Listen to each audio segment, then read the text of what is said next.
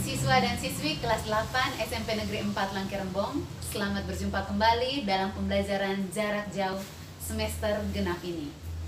Bagaimana kabarnya? Ibu harap di masa pandemi ini kalian masih dalam keadaan sehat. Ingat, selalu patuhi protokol kesehatan dengan memakai masker, mencuci tangan, menjaga jarak, dan menghindari kerumunan. Siswa dan siswi sekalian, pada semester ini ada 5 bab yang akan kita pelajari. Antara lain, yang pertama, teorema Pitagoras, yang kedua, lingkaran, yang ketiga, bangun ruang sisi datar, yang keempat, statistika, dan yang kelima, peluang. Pada pertemuan kali ini dan beberapa pertemuan yang akan datang, kita akan belajar tentang teorema Pitagoras. Adapun kompetensi dasar yang akan kita pelajari pada pertemuan kali ini adalah 3.6 dan 4.6. Setelah menonton video ini, kalian diharapkan dapat yang pertama, memahami konsep teorema Pitagoras.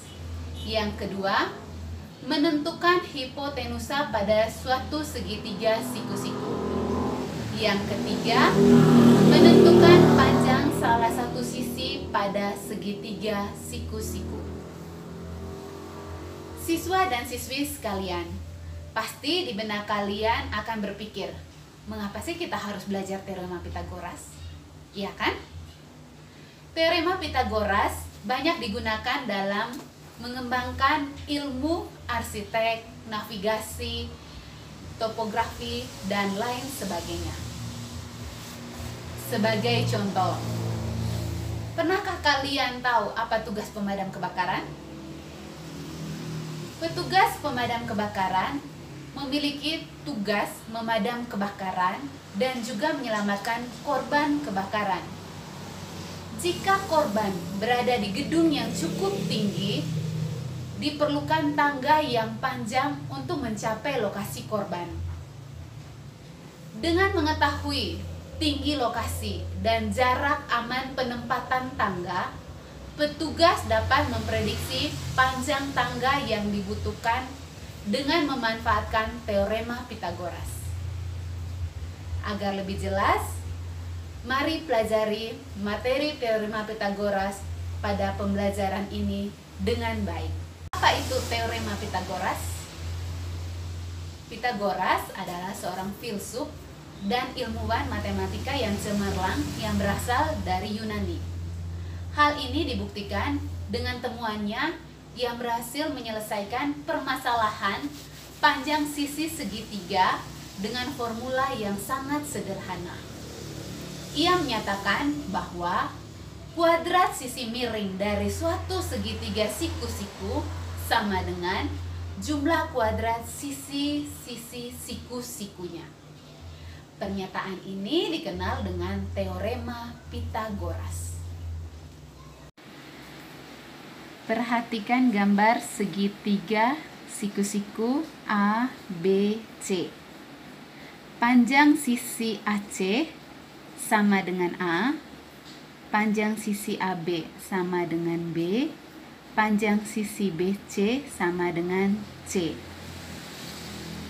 Teorema Pitagoras menyatakan bahwa kuadrat sisi miring sama dengan jumlah kuadrat sisi-sisi siku-sikunya. Maka dari gambar ini berlaku rumus. Sekarang kita lihat dulu mana yang merupakan sisi miring. Dari segitiga yang ada ini, sisi miring itu merupakan sisi yang berhadapan dengan sudut siku-siku. Seperti yang kita tahu, ini yang dikatakan sudut siku-siku. Yang berhadapan dengan sudut siku-siku itu sisi BC atau di sini ditulis C. Maka kuadrat sisi miring, berarti C kuadrat sama dengan kuadrat sisi miring sama dengan jumlah kuadrat sisi siku-siku yang lain. Sisi siku-siku yang lain itu yang A dan B. Maka A kuadrat tambah B kuadrat. Maka dari gambar ini diketahui rumusnya bahwa C kuadrat sama dengan A kuadrat tambah B kuadrat. Untuk membuktikan ini, silakan simak penjelasan berikut. Dan yang pertama, pada segitiga siku-siku, apakah dia berlaku dengan teorema Pythagoras? Jadi, ini adalah segitiga siku-sikunya. Dengan sisi A adalah yang sisi tegak, sisi siku-siku yang tegak. Kemudian yang B adalah sisi siku-siku yang mendatar. Sedangkan yang C adalah sisi miring atau hipotenusa. Sebagai informasi, teorema Pythagoras ini hanya bisa diterapkan pada segitiga siku-siku. Tidak bisa diterapkan di segitiga yang lain, hanya segitiga siku-siku ya.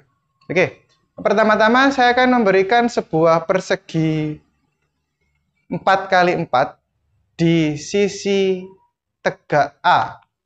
Nah, ini adalah sisi perseginya. Karena dia sisinya A, maka luas persegi itu kan sisi kali sisi, menjadi A kuadrat. Jadi luas persegi berwarna merah ini adalah A kuadrat. Kemudian di sisi B saya beri persegi berwarna biru, 3x3. Nah, luasnya menjadi B kuadrat. Nah, bagaimana dengan persegi yang ada di sisi miring C? Tidak perlu saya isi warna karena dia akan terisi sendiri dari persegi yang berwarna merah dan persegi berwarna biru. Nah, diisi satu persatu sampai habis yang berwarna merah, kemudian dilanjut yang berwarna biru, diisi. Nah, jadilah persegi yang ada di sisi C ini kan luasnya sama dengan C kuadrat. C kuadrat ini diperoleh dari luas persegi merah atau A kuadrat ditambah dengan luas persegi biru, yaitu B kuadrat. Maka diperoleh C kuadrat sama dengan A kuadrat ditambah B kuadrat. Nah, itu pembuktian yang pertama.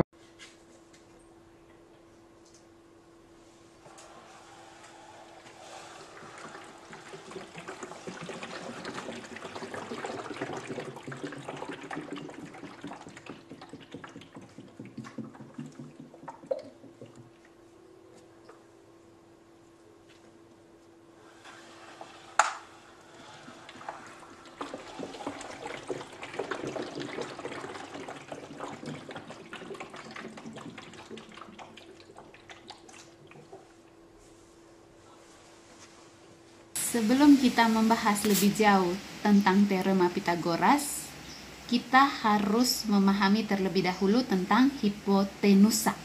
Sekaligus kita dapat menentukan rumus Pythagorasnya. Ingat, hipotenusa merupakan sisi yang paling panjang pada segitiga siku-siku. Sekarang kita lihat. Yang pertama,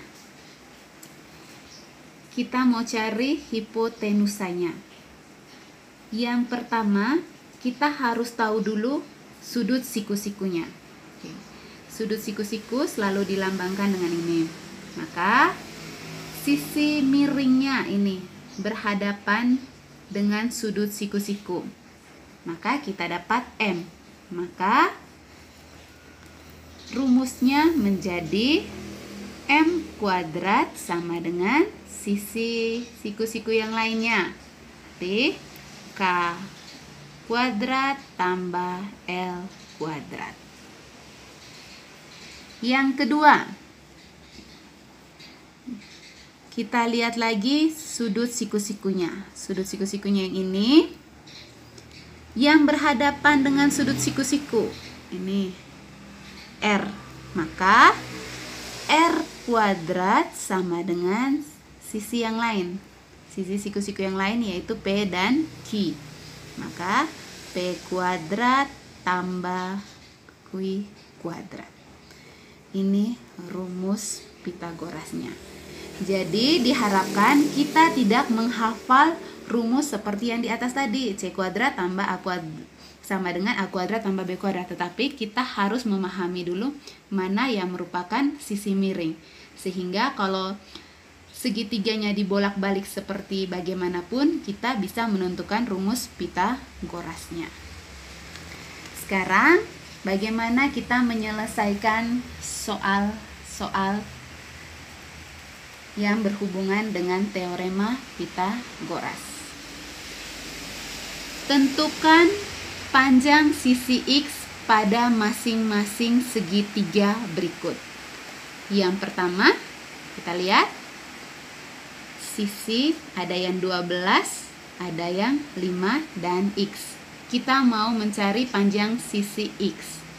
Maka yang pertama kita cari adalah sudut siku-sikunya. Ini sudut siku-sikunya. Yang berhadapan dengan sudut siku-siku X. Maka X kuadrat sama dengan jumlah dari sisi siku-siku yang lain. Berarti 12 kuadrat ditambah 5 kuadrat. Ya, X kuadrat sama dengan 12 kuadrat, berarti 12 kali 12. 12 kali 12, 144. Ditambah 5 kuadrat, 5 kali 5, 25.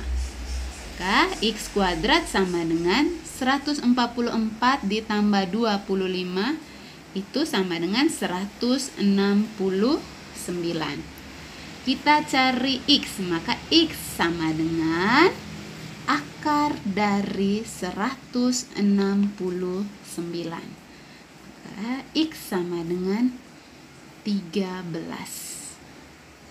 Maka panjang sisi X adalah 13. Nomor 2. Sekarang perhatikan. Di sini ada yang panjangnya 15, 25 dan X. Kita mau mencari nilai X. Sebelum itu kita harus cari dulu mana sudut siku-sikunya. Ini sudut siku-siku. Yang berhadapan dengan sudut siku-siku itu 25. Tuh, 25-nya dikuadratkan sama dengan sisi siku-siku yang lain tuh X dan 15. Maka X kuadrat tambah 15 kuadrat. 25 kuadrat. 25 kuadrat berarti 25 dikali 25. 25 kali 25 itu 625. Sama dengan X kuadrat tambah 15 kuadrat. 15 kuadrat itu 15 kali 15. 15 kali 15 itu 225. Sekarang kita pindahkan X-nya ke depan. Berarti X kuadrat sama dengan 625 kurang 225. Maka X kuadrat sama dengan 400. Maka X-nya sama dengan akar dari 400. X sama dengan 20. Jadi, panjang sisi X adalah 20. De la Hoya menyandar tangga yang panjangnya 5 meter pada sebatang pohon. Jarak ujung bawah tangga terhadap pangkal pohon 3 meter. Berapa meter tinggi ujung atas tangga dari tanah? Penyelesaian. Yang pertama, kita coba ilustrasikan gambarnya. Misalkan ini sebatang pohon.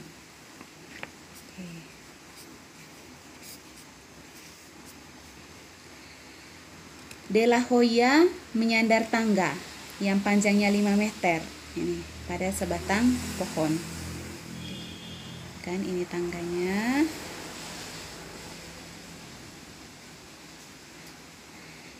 Jarak ujung bawah tangga terhadap pangkal pohon. Ujung bawah tangga. Ini ujung bawah tangga terhadap pangkal pohon.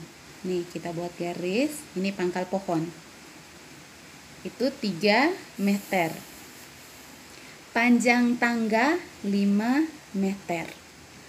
Pertanyaannya, berapa tinggi ujung atas tangga? Ini ujung atas tangga.